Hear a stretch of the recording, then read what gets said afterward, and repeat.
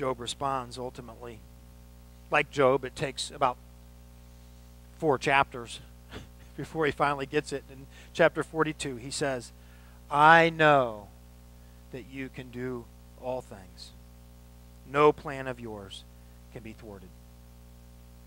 Job's journey of faith changed when he began to understand for real that God is omnipotent, that God is all-powerful, that God is capable.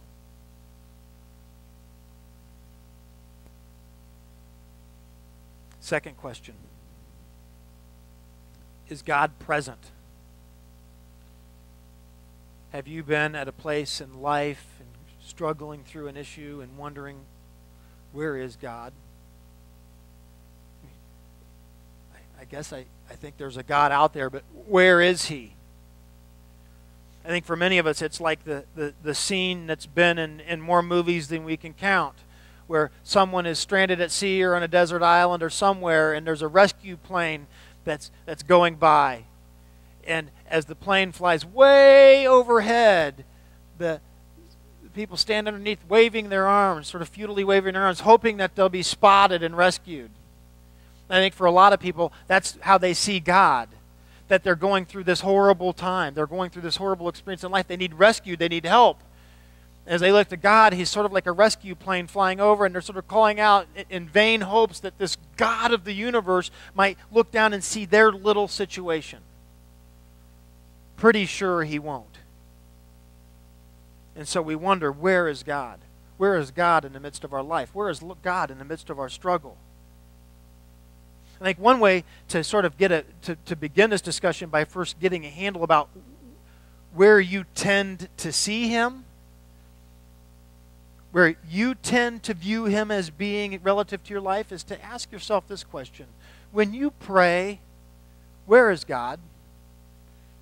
And I don't really mean where is God really, but when you pray, where in your mind or sort of where in your attitude do you perceive God as being? When you pray to God, is He right there? Or when you pray to God, is it more like you're here in this little place in the world, and that as you pray to God, you're talking to Him from in some distant, unattainable place, beyond the furthest reaches of the galaxies, that He's somewhere way out there? Is that true for you? That He's not present as you pray, but that He's somewhere else? Where is God? Solomon, as he was dedicating the temple that he had built for God in 1 Kings chapter 8, said, "But will God surely dwell on earth? The heavens, even the highest heaven, cannot contain you." The key to knowing where God is, ultimately, is God present with us? But the key to knowing where God is begins with understanding that God is not in some place. God is not in some place in the way that you and I think about place, about a physical spot that can contain and hold an object. Job's friend Zophar understood this in asking Job, "Can you fathom the mysteries of God? Can you probe the limits of the Almighty?" And in Jeremiah, God, speaking through the prophet Jeremiah in chapter 23, asked, "Am I only a God nearby and not a God far away? Can anyone hide in secret places so that I cannot see Him?" Paul, speaking to Greek listeners, challenged them that the God who made the world and everything in it is the Lord of heaven and earth and does not live in temples built by human hands. He continued in saying that God is not far from each one of us. God is here. This is the doctrine of God's omnipresence, that He is present everywhere, David, who often extolled God's omnipresent attribute in the Psalms, poetically summarizes this truth in the 139th Psalm. Listen to these words of David. O Lord, you have searched me and you know me. You know when I sit and when I rise. You perceive my thoughts from afar. You discern my going out and my lying down. You are familiar with all my ways. Before a word is on my tongue, you know it completely, O Lord. You hem me in, behind and before. You have laid your hand upon me. Such knowledge is too wonderful for me, too lofty for me to attain. Where can I go from your spirit? Where can I flee from your presence?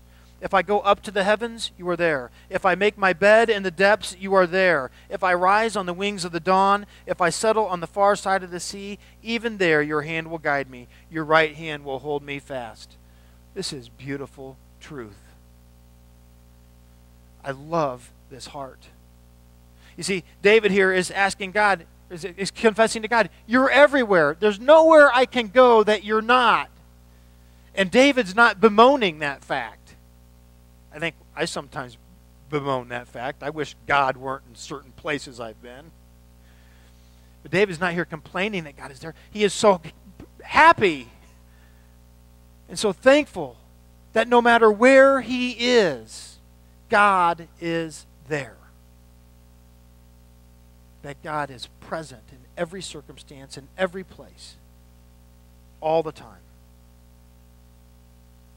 When we speak of the omnipresence of God, we affirm that he is in all places. There is no place where God is not. But as R.C. Sproul, a thoughtful Christian man and thinker and writer, challenges us in his book, Essential Truths of the Christian Faith, he says this: as spirit, God does not occupy any place in the sense that physical objects occupy space. He has no physical qualities that can occupy space. The key to understanding this paradox is to think in terms of another dimension. The barrier between God and us is not a barrier of space or time. To meet God, there is not a where to go or a when to occur. To be in the immediate presence of God is to step into another dimension. God's omnipresence means that he is everywhere all the time. It also represents another truth which I think we often overlook. God is not merely present everywhere, but omni, meaning all, also means that he is fully present there. In other words, there aren't bits of God scattered to the reaches of his creation. You know, there's not a little bit of God in New York and a little bit of God in Thailand. That God is everywhere, and everywhere he is fully there. He is not diluted as his presence extends. As we meet here in this place this morning, we meet with the knowledge that God is fully present. And at this same moment, we can't begin to count the number of churches of Jesus Christ that are gathered around this land and others around the world. In each and every one of those places, God is fully present. He doesn't show up here for a minute or two to see how we're doing and move on to the next group. He is fully present.